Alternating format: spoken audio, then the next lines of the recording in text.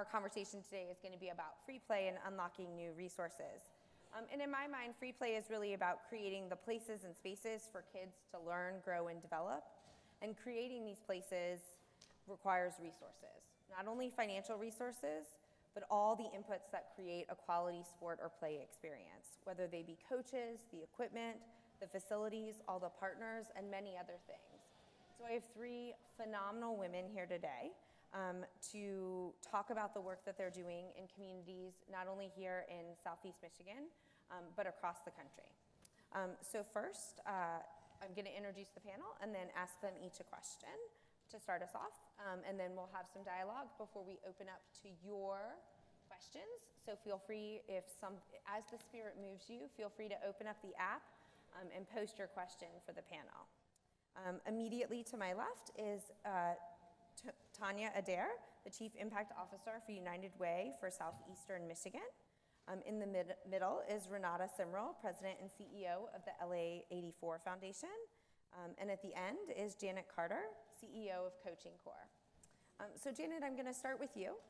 In my opening remarks, I mentioned coaches as one of the critical resources for free play, but really for sport in general. So talk to us a little bit about how Coaching Corps is increasing the number of trained coaches, particularly in underserved communities. Okay, great. Thanks, Jennifer. Well, we're at Coaching Corps focused on the 65% of low-income kids who don't have access or opportunity to play sports with a trained coach. And the resource that we're bringing to that is the coach.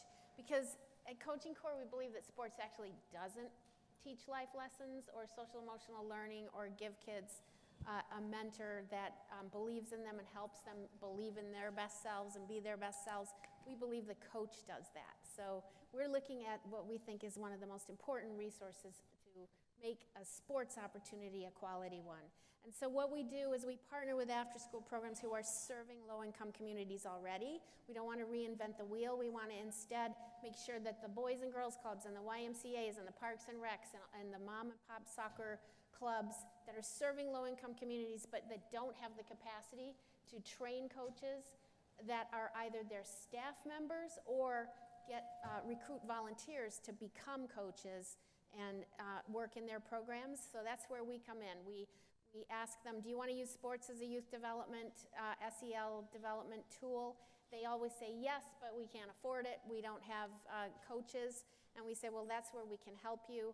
We find a university or a college that is in that same neighborhood and go there and find an enterprising young student who wants to become a team captain, Coaching Corps team captain. And he or she then, the challenges that they accept is to recruit their fellow students to become volunteer coaches. And then using technology, we sort of become the match.com, if you will, for volunteers that can then go on our website and pick, let's see, I'm available Tuesday and Thursday, and I love to play soccer. I want to do girls, and look, the Boys and Girls Club over here in this community is offering that, and they need a coach. So we then train the coaches, and we've learned from experience that training alone doesn't work. It's like anything. Anything that you want to learn, training alone is not going to make it happen. So we support our coaches throughout the season of sports. We give them a coach mentor who they can call when they're grappling with something out on the field. We continue to train them and to mentor them, and we enable them to help and learn from each other through a peer-to-peer learning network. So we're reaching 30,000 kids with 3,000 coaches and growing. It's beautiful. Awesome. Well, thanks.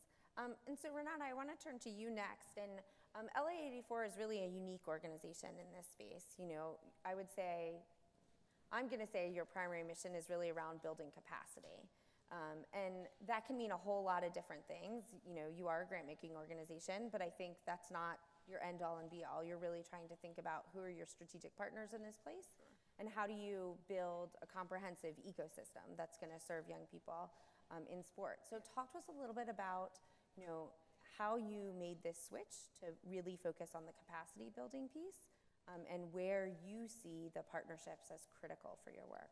Sure, and I think to underscore your point, I think everyone in this room understands the power of sport to change young kids' lives, particularly in underserved, under-resourced communities, but it is a resource issue. We have the benefit of being the legacy of the 1984 Olympic Games, and so we manage an endowment and we use that investment income. One of my colleagues said to me, we're rich, that makes the difference. But when you compare us to other philanthropy, as an example, in our community, California Endowment is an example, Annenberg Foundation, Collective Wellness Foundation, collectively, they're $10+ billion, we're millions, they're billions. And so as I came into this role about 4 years ago, and I'm one of those kids that I didn't have the resources to play. My parents were working class parents. I love sport. I happened to pick tennis, one of the most expensive sports you can pick as a kid from an underserved community. And so my career ended in high school because I had to work in college. And so having that experience of how do we drive more resources, how do we actually collaborate and act as a team, I went on a listening tour in our community, and I said, what is philanthropy engaged in our communities? Because I wanted to start where the money was. And philanthropy hadn't really elevated sport as a youth development tool to the forefront. And I said, that's interesting. But I did hear them talking about equity. I did hear them talking about social justice. I did hear them talking about inequities. And it was in the health context. It was in the park and open space context. It was in the economic context. And I said, well, what about sport? There's an equity issue in sport as well, hence my shirt, Play Equity. And so we went about a campaign to really take data and to change the narrative of how we were talking about what we did. And so we said PE, Play Equity, is a social justice issue. And it's a fundamental human right that all kids should be able to access play and sport opportunities. But the reality is they didn't. So I said to my friend Bob Ross, I said, Bob, you want kids to be healthy. You're trying to build healthy communities. You're investing hundreds of millions of dollars into that initiative. Why don't you think about funding more readily some sports programs, which they did, and or partnering with us through a collaboration, the Dwight Stewart Foundation, Annenberg Foundation. And I have to say it's taken 3 years to really shift our narrative. So taking data, shifting the narrative to really talk about how our why is related to the why of philanthropy as one area in which to unlock resources for sport.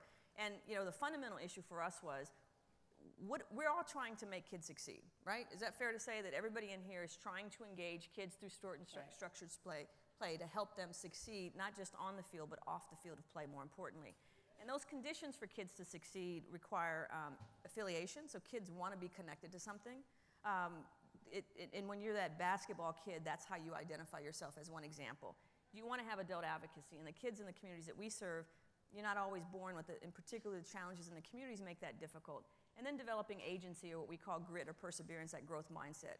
So if you just say that's the conditions under which kids succeed in any environment, and you overlay sport onto that health foundations, academic foundations should see a little bit of why in the work that we all do. And so we've engaged in that narrative and starting to see the fruits of our labor centered around philanthropy, bigger philanthropy coming in and partnering with us and driving dollars to either re-grant funding or to help us build capacity with other organizations by directly funding those organizations that we'll open their eyes to in terms of have intentionality of programs, which I know we're going to talk about later. Yeah. And so for us, it was data, narrative, and really opening ourselves up to where there were bigger dollars to drive more resources into the work that we do. And I heard also from Janet, this issue of data being really critical and important, and I want to circle back to it. But first, Tanya, you can build off what Renata just talked about in terms of here in Southeast Michigan, you have an upcoming ballot initiative that will ideally provide additional financial resources to increase the quantity of programming and after-school hours for kids, inclusive of play and sport. So can you explain to a little bit about the upcoming ballot initiative? And of course. Thank you. Definitely that is our goal. At United Way, we've joined efforts with several other organizations, elected officials, and just concerned individuals in Wayne County who are concerned about the lack of access for after-school programming for all of the students of Wayne County, all of the young people. Efforts have been underway for a little over a year, and we've joined in because of our ability for mobilization, as well as being thought partners as experts that come from education. I myself have been 25 years in education, and our CEO of United Way is a former superintendent. So because of our expertise in education and producing after-school programs in districts, we were asked to be a part of the table. So the motivation behind it is because we know that 1 in 5 American children spend time after school either alone or unsupervised, and that is a concern. Here in Wayne County, there are several children who we don't have enough programs for kids to access. And although the county has approximately $38 million that is set aside for after-school programming, there's a $54 million gap to assure that all of our children in Wayne County have access to after-school programs. A typical after-school program activity costs about $3,050 per child in Wayne County or in the Detroit metro area. But however, families can't afford it. We know that 43% of households in Michigan and more apt, 56% of households in Wayne County are struggling to meet their basic needs. So they cannot afford the after-school programs. And likewise, the school districts in the city do not have enough funding to support low-cost after-school programs for all of its children. The families can't afford it, the schools can't afford it, so what we want to do is make sure that more kids have access to the after-school programming in Wayne County. And so this millage coming together, the ballot, the after-school ballot is really just set aside or set up to assure that we're allowing access for many more children in the county. Jennifer, can I just add to that? Because I think what you mentioned about the schools not being able to afford it, and I heard it as a constant theme today, is that, and where the narrative is so critically important, is that we've gotten away from what we know works to create those conditions for kids to succeed. You know, and somebody said, well, the PE session that I was in said, well, what PE today shouldn't be like PE, you know, like we had last year, but it should be 5 days a week. So, you know, in LAUSD, the 42% of the kids are obese or overweight, but they mandate PE for 2 days a week. You can't go to your neighborhood park because of crime issues. So if you want kids to be healthy, and we know that there's academic connections, that's for us where the narrative has become very important. And I mentioned earlier in our conversation that we've funded 10 years ago after-school sports program in Beyond the Bell, our LAUSD unit, across all 95 middle schools, because that's where participation starts to drop. And we engage in this 3-year longitudinal study, and where it's important to find out what's in the rhythm of what policymakers, educators care about is its attendance, its graduation rate. And so we parrot back the data that 92% of student athletes in LAUSD schools graduate. That's compared to 77% for non-student athletes. Then you have the obesity rate. The students in our program, through our 3-year longitudinal study, have shown to be healthier and pass the fitness gram test at a higher rate. And here's the other kicker that we added the question a year and a half ago, is attendance. That's a big issue, and with the average daily rate, school districts are missing out on resources because of chronic absentee. Kids in our program attend school 13 days a week more than kids who aren't engaged. Now, our thing happens to be sport and structured play, but that could ring true for arts and for music and for dance and those other programs, correct? It does. So what we've started to do with our campaign, our Play Equity campaign, is parroting back and sharing that information with the policymakers so that they can see that their goals can be achieved through funding and supporting sport. And that's a part of what we're doing as well, sharing that information, that when students are participating in after-school programs, they are more likely to attend school every day. They are less likely to drop out of high school. Absolutely. And so those are things that the message that we as United Way is charged with putting across the Wayne County so that people know the importance of after-school programming. I know for me, I attended after-school programming. It made a difference in me. I was that singer, but I also dabbled a bit in sports. But when you have students who do not have those opportunities, aren't participating in schools, and just from my own personal experience, I have 3 sons. 2 of them participated in after-school programming or went on to go to college doing well. The one who refused did not go to college. The one who refused is still struggling right now. And so I'm working with him. But just in my own experience, and I'm an educator, but I couldn't force him to do something. And because of as a result of that, I have, that I'm still working with him on trying to help him improve. Yeah, no, I mean, I too am an educator, and I couldn't agree anymore. I mean, I think where are the places in which kids get the experience to really own their own learning, and you can't think of a better place than on the playing field or the playground, where they perhaps can create the rules for a new game, and they get to be in charge. And Janet, a lot of this circles back to thinking about the coaches that are there, and I know a big part of what Coaching Corps does is really try and focus on bringing in near-peer mentors or models. And so talk about the power around changing the narrative for kids in underserved communities to be able to look up to coaches who are maybe a few years older than them and came out of their communities and now are successful not only on the playing field but in all aspects of school and life. Talk about Serena Lemus. Yes. So that's just so important. I've heard many of the panelists up to now talk about what Jennifer is saying, that you learn more and the most from somebody who has had your own life experience. So when we're recruiting college kids or community members, we're looking for those folks, and we have a way to do that, and that makes it so that what we're going for, our goal is to make sure that the coaches reflect the communities that the kids come from. And at the same time, we know that the training has to, the way that we define quality in some ways is that can we get our coaches to coach through a lens of empathy and equity? Because if you're not coaching through a lens of empathy and equity, you're coaching through a lens of empathy means that you can hear and listen to the kid's experience through not your lens, but that kid's lens, and you know enough about what's going on in the community to know the context in which the child is sharing something with you. So a perfect example would be with the whole immigration issues that are occurring in a lot of the low-income communities that we're working with. If a child says to a coach, "Oh, my mom's in Mexico," if the coach doesn't understand what's going on and the fears around immigration that those kids are experiencing, he or she may say, "Oh, great! I'm glad she's on vacation." So you have to know what's going on, and that's what we want to hold ourselves to, that standard, is making sure that we, as Jennifer said, recruit folks who reflect who the kids are, but also recognize that we have to let them, give them the ability to coach through a lens of empathy and equity.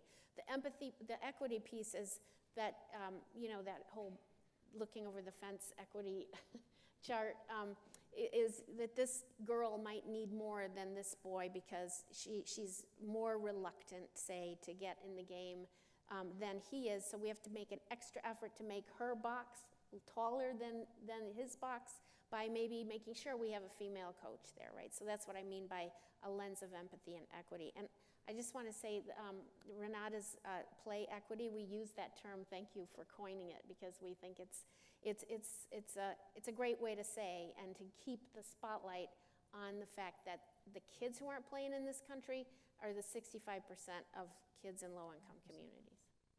Yeah, and I've heard, through all of your comments, you starting to look to the schools as a really critical partner in this work, and perhaps another untapped resource, or maybe we don't want, let's use the lens of an untapped resource as opposed to a barrier for us in terms of thinking about, ideally every child in this country attends school, and it's a way, that as sport providers that we can gain more access to kids.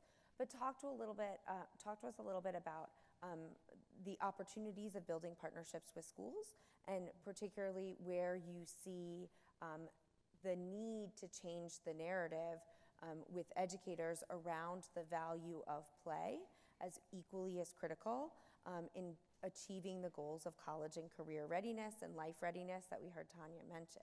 Tanya, do you want to start it out as a former educator? Sure. At United Way, I think we do a great job of partnering with school districts.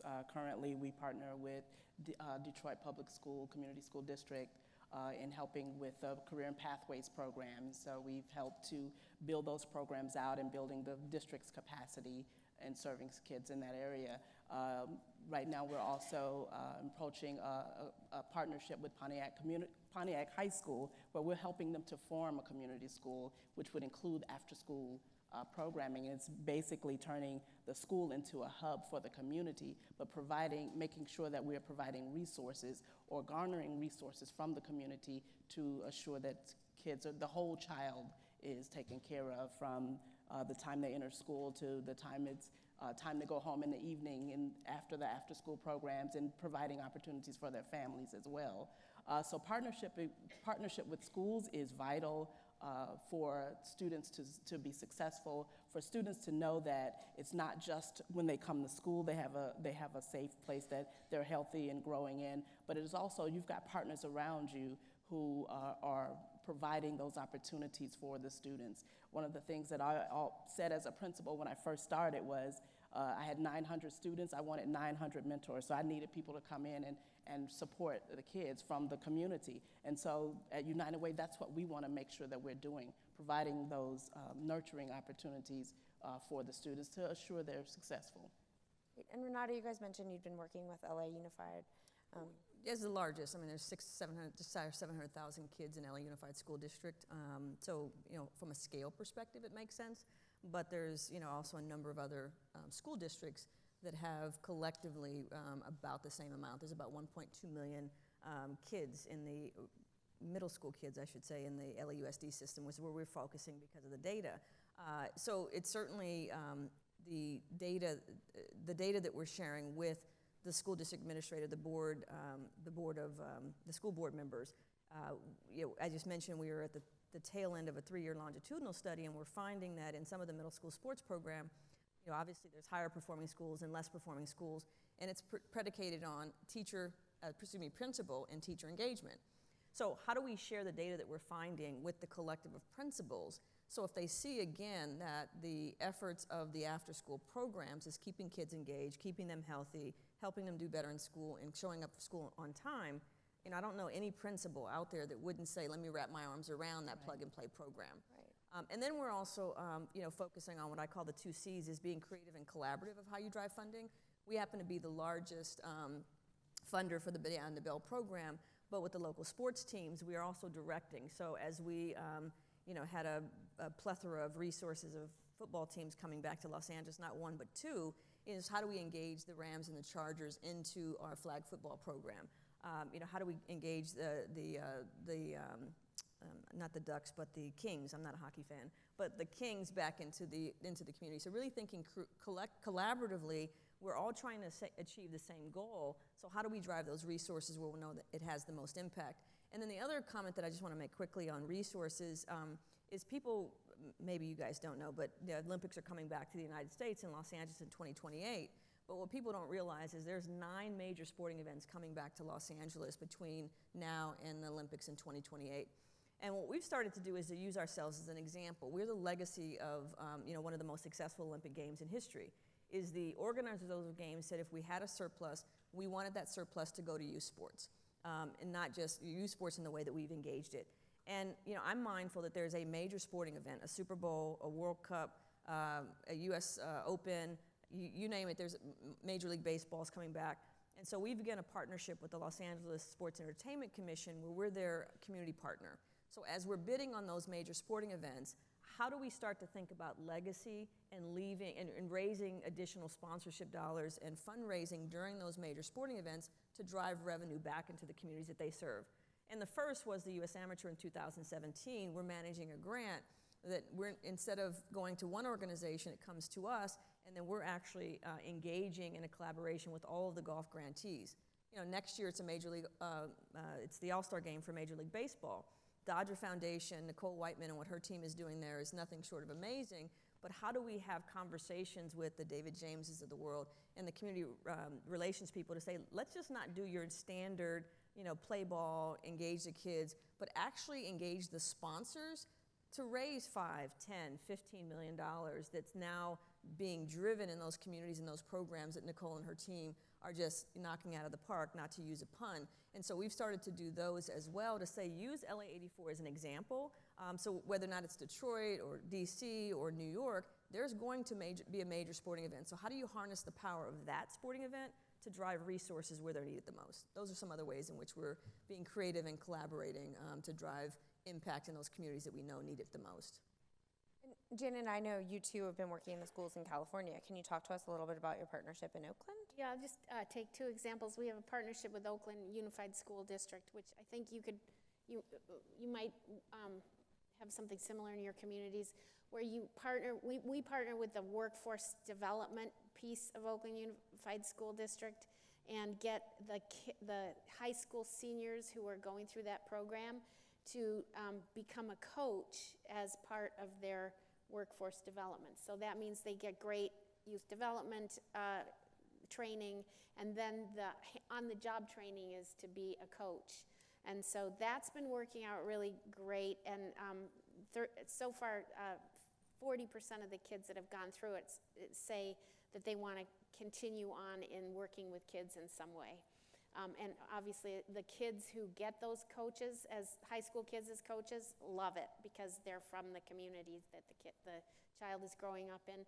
Secondly, I know California is a little strange in terms of how they, in a lot of ways, but in how they fund after-school programs. California has a bigger chunk of money for after-school programming than other states. I recognize that, but for the California Department of Education has some criteria that after-school staff need to have as training, and so our training qualifies as that, which then means that if you have coaching core coaches as an after-school program, then you're more qualified for funding through the state. So that's another way I think we could use in our different states to figure out how we encourage programs to use sports as a youth development tool. And Renata, do you mind, because I know not everyone is familiar with the number of opportunities for funding in the state of California. Can you just maybe do a quick primer on some of I think the largest is probably Century 21. There's Prop 64. There's a number, but what's interesting is, the pie hasn't gotten bigger. Right. And so the After School Coalition, a number of them, but the largest After School Coalition is continuing to fight for additional resources, and the unintended consequences to minimum wage, and particularly minimum wage across the board in public schools, ostensibly created a gap shortfall in funding, because you had to raise your salaries to minimum wage like that, but there weren't any additional resources. And so most of them have been focused on maximizing and increasing the revenue share from those existing legislative efforts. But there's also, we're going on the offensive strategy and actually starting to write legislation. There's two pieces of legislation centered around the weed tax, I'll call it. But as you know, marijuana was legalized in California, and so think of the cigarette tax. The soda tax is looking to do the same with legalized marijuana as a dedicated revenue stream. And I think as we're also focusing on the offensive is, how do you again share the data, share the narrative, share those stories? I thought you were going to share the story about Serena Lemus. Oh, yes. Their coaching core of the year, fabulous young lady from East LA. But how do you share that data? In October starts our legislative agenda, and really paying attention to timing, to legislative strategy, to this coalition, adding sport to that equation, bringing big philanthropy in, to really create a movement, to continue to be patient. And it's not going to be a year, because, making a bill is incredibly hard, and it's like sausage. I was in politics for a number of years as well. But how do you continue that movement and continue to show progress in a way that you're not just fighting over crumbs, but you're really trying to change systems so that the policymakers realize that the benefit of sport and structured play is exactly what they're trying to do in school, so that shouldn't we work together and actually fund and bring those things back to a school setting? And that's exactly what what we're trying to do. 1 + 1 = 2. With the millage. The millage would bring in an additional $39.2 million to Wayne County to assist in funding after-school programs. The average household would have to pay $82 a year, which is only $7 a month when you think about an investment in kids. And you know that an investment in a child, for every dollar that's spent investing in a child in after-school programs and enriching that child, it saves you $10 later, from healthcare costs to prisons that you would have to build. So the benefit is really great. We know when our kids win, we all win. That's one of the reasons we've tagged it Wayne Kids Win. So this is really an opportunity for the citizens of Wayne County to just really kind of weigh in and say our kids are important and we want to invest more in them. And although I can't speak a lot about the ballot itself, I do have a colleague here, Tim Ritchie, who has 20 plus years of after-school programming and developing programs through the Sheriff Powell's program. So after the session is over, if we want to ask him questions specific about the ballot, he's definitely available to do that, because there are some things that I just can't speak about. We totally understand. So I want to remind the audience that if you do have questions for the panel, to use the app to submit them. I've got quite a few more questions for you, but I just want to have those keep rolling in. So Renata, the campaign that you're launching, Play Equity, in my mind, really attacks two issues, right? It's about increasing access, and that means number of programs, but it also, the other issue that it attacks is the quality of those programs, right? And I think that all sport experiences are not equal. The coach is a part of that, but the entire environment, the facilities, every piece of that is part of that equity issue. So I want to just take a minute to kind of unpack what quality means. And so we all spend a lot of time thinking about that. So Renata, I'll start with you, and talk to us about how you guys are working to define quality in your work. I'd say one word: intentionality. Is that I referenced our Beyond the Bell program that we've been in for 10 years, and when I started running the foundation about 4 years ago, there's data on top of data out there that tells the truth that we all know. But as you know, you're launching this new campaign, this new program, you'll have to measurement and evaluation, do data, and I like to say that data is great only so much as it tells the story. And we tell the story in some parts, but it's really the kids who are benefiting. Serena Lemus as an example. So always highlighting the kids out in the forefront, and certainly commend Project Play and Tom Ferry with their Don't Retire Kid, because that's where it starts to push hearts and minds. But on the Beyond the Bell study, it's inputs and outputs. So if you put junk in, you're going to get junk out. So if you have a bad coach, kids are going to drop out. They're going to develop bad habits. So it's not rocket science, and so it's intentionality to say, what are the conditions under which kids succeed? And I call them 3 A's, some call them the ABC. It's affiliation, being connected to something, a team, and then ultimately a school. It's having an adult advocate that's well-trained, not just in skills and drills, but really age-appropriate youth development tools to bring out the best in that young person. And then third, it's agency. Oftentimes even adults don't have the connection between what they're good at and success. And that's what sport provides. And the coach is helping to guide along the way. So if you're trying to do a layup and you can't do the layup, but you find out the right techniques, you're patient, what have you, do a layup, well, now I'm actually good at something. You practice hard and you win the game. So now you're associating hard work with success, that growth mindset that Angela Duckworth talks so well about, and Carol Dweck from Stanford. So programs have to have those elements and those inputs to get the outputs. And then obviously, health and eating habits and physical literacy and those types of things. And so how are those programs being designed on the front end to ensure that you're going to get the outputs on the outcomes on the outside once those programs are concluded? And so I'd say for us, quality is intentionality. Is what are you trying to create with this program, and how do you bring the best out of those involved in the program, but most notably the young people who are being engaged, to build a bridge to a brighter future. So intentionality is what I'd say is that word. That is one of my favorite words these days, so I really appreciate that. Janet, Coaching Core 2 collects a significant amount of data, and talk to us about the definition of quality in the work that you're doing, both from the perspective of coaches, but also because you are a nonprofit organization and looking for support. How do you also communicate your quality to funders? Well, we look for three things essentially. Is the coach able to create an environment where learning can take place? Is the coach able to give the kids the experience that we want them to have, which I'll talk about what that is in a minute? And what's the social and emotional learnings that the kids get?